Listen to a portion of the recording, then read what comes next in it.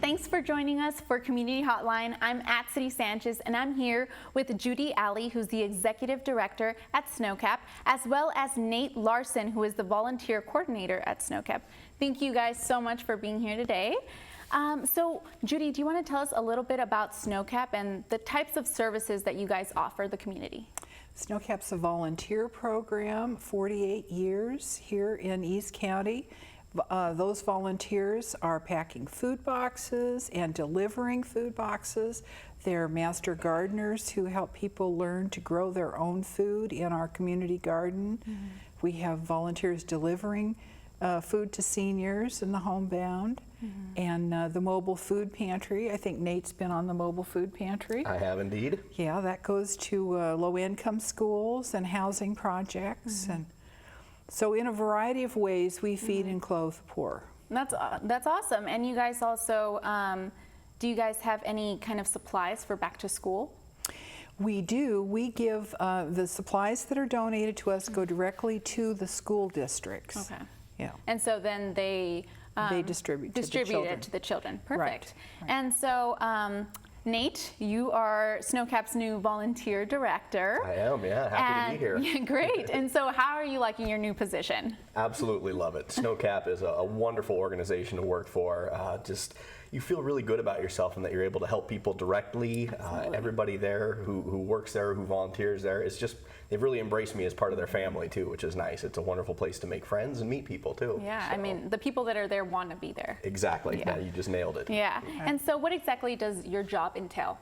As the volunteer coordinator, my job is to try to wrangle the 1,000 volunteers that we have and get them in positions where they can succeed doing what they want to do, whether that's working in the garden, in the warehouse, in the clothing room, and then also to try to fill all the volunteer needs that SNOCAP has with new people, to get new people interested in volunteering and put them in a position where they can help other people. Awesome. And so, being that you are new to this position, do you have any new ideas or projects or any goals for the organization? My goal would be to get all the volunteer spots filled. I think that might be a good goal. It's a good goal, right? Good way to start. Might be a little unrealistic right at the start, but yeah, ideally I would like to get as many new people as we can into the organization. We love our current volunteers. They're wonderful, wonderful people, but the more people that we can kind of plant that seed of how good volunteering is for the community and good for people as a whole, then I think that would be a wonderful thing to get new blood into SNOCAP as well. And I mean, SNOCAP relies so much on their volunteers. You guys receive donations, but then you need those volunteers to distribute or to help organize, right? We have 10 staff and 1,000 volunteers, so you can imagine how much of the work is done by volunteers. Absolutely. It's all really volunteer powered. Wow. Yeah. And so you guys are in need of volunteers right now. Is there anything specific that you guys are looking for, or a project that you guys have that you need volunteers for? We need the interviewers, I would think, that's one of our biggest priorities. We're participating in a pilot program with the Oregon Food Bank that will establish a statewide database on the characteristics and needs of people who need food help throughout the state of Oregon. Who are they? Why are they coming? And in order to collect that much more data, we need more interviewers. The interview is taking longer, the intake process. So we would love to have people who like to meet other people from different backgrounds and who are computer literate. Perfect. And what other positions are available for people who want to volunteer? Actually, we've got a little bit of everything, kind of a hodgepodge. There are needs in our pantry. We have a shopping-style food pantry, so we need people who can be personal shoppers as well as stocking the shelves.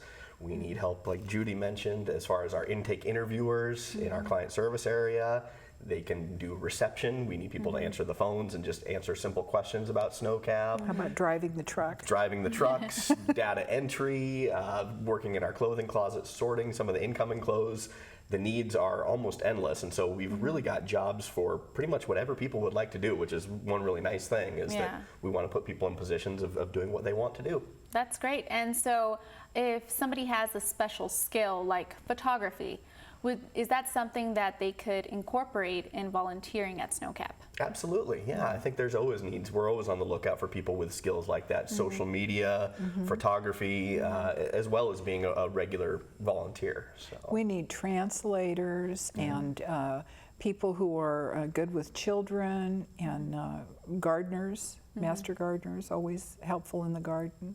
Perfect. And so people are able to get a list of things they can do to volunteer on your guys' website? Absolutely. There's an application on the website too they can fill out, I think. Yeah, we've tried to make it as easy as possible so that people don't have to come to SNOCAP to apply to be a volunteer. They can do that online, and they'll get an email or a call from me, and we can go from there. Perfect. And so besides volunteering, you guys also need donations. What kind of donations do you receive?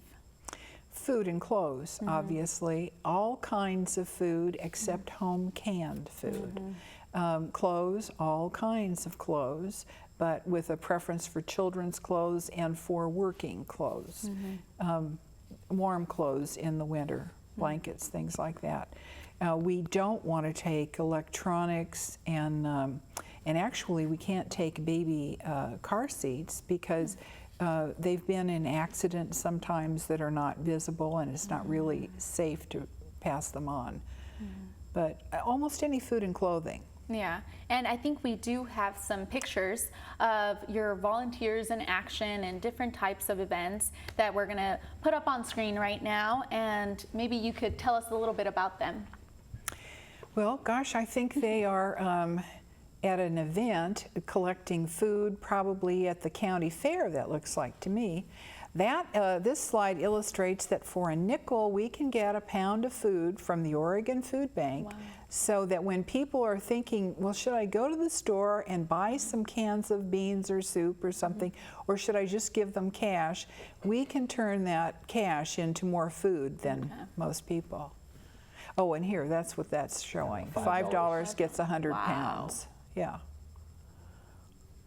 Now this is the Seroptimus in action. They're a great club. We have a lot of support from clubs, but this is our one fundraiser of the year, until this year, where we have a big auction, and the ladies from the Seroptimus come in and they take all these disparate items and put them in baskets and wrap them with ribbons.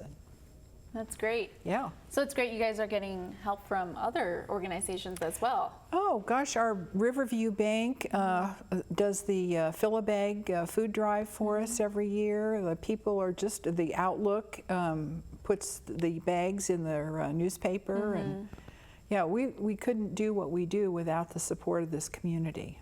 Yeah. And so another event that is coming up is the Dine Out for SNOCAP. Absolutely. Speaking of businesses and the community, this is a perfect way to incorporate, local businesses into getting some sort of funding for your organization.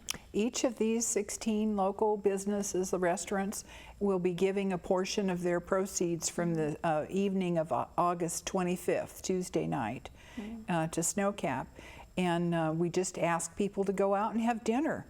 And please thank them for supporting SNOCAP. So a portion of the proceeds go to SNOCAP? Yes. And is it on a certain day and between certain times and certain locations? Yes. And the percentage varies from restaurant to restaurant, 5% up to 25%. They each made their own decisions about that.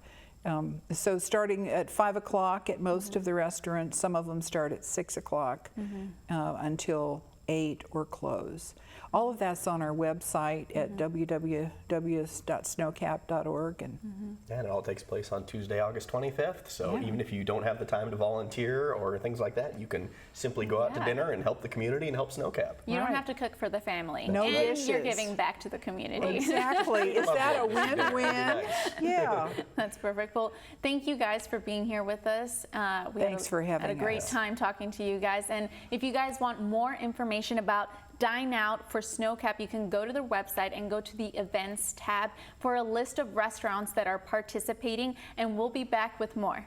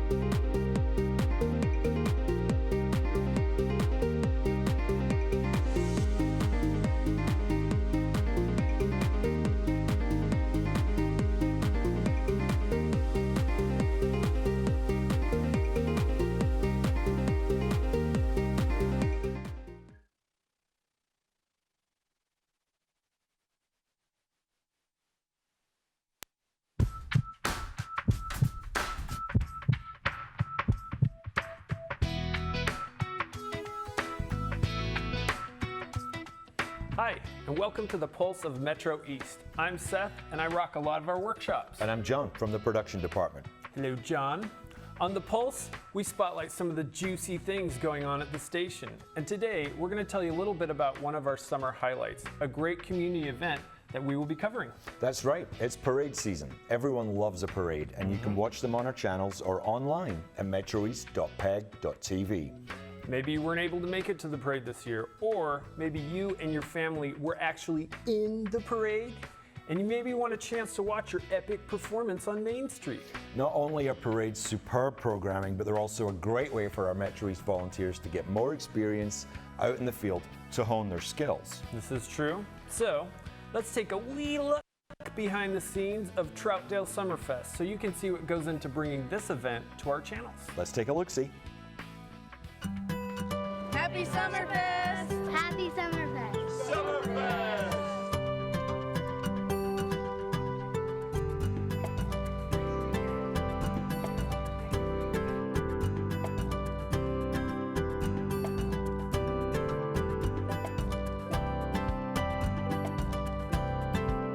I think it's valuable to have MetroEast out here covering parades and music shows because it brings the live events to people's homes.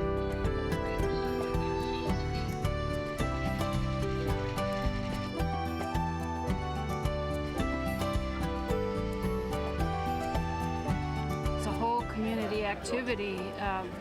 Entire families are involved. Most people really enjoy seeing themselves, and their families enjoy it too. And the camaraderie, and the kids are amazing. It's just nice to be out and make a contribution. I love capturing the magic. Not worried. I get a front row seat. What the heck?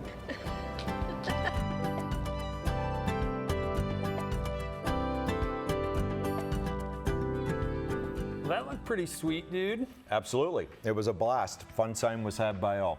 So tune into MetroEast to see our friends, neighbors, or even yourself taking part in these great community events. We cover the Troutdale Summerfest in July and the Gresham Teddy Bear Parade in September. Sweet. Or you can watch on the interwebs. Go to metroeast.peg.tv to watch any of our past event coverage. And if you want to be part of the MetroEast crew helping us cover these events, come to a free orientation and learn about taking our classes. We'd love to have you. Visit the website or give us a call. Until next time, this has been The Pulse.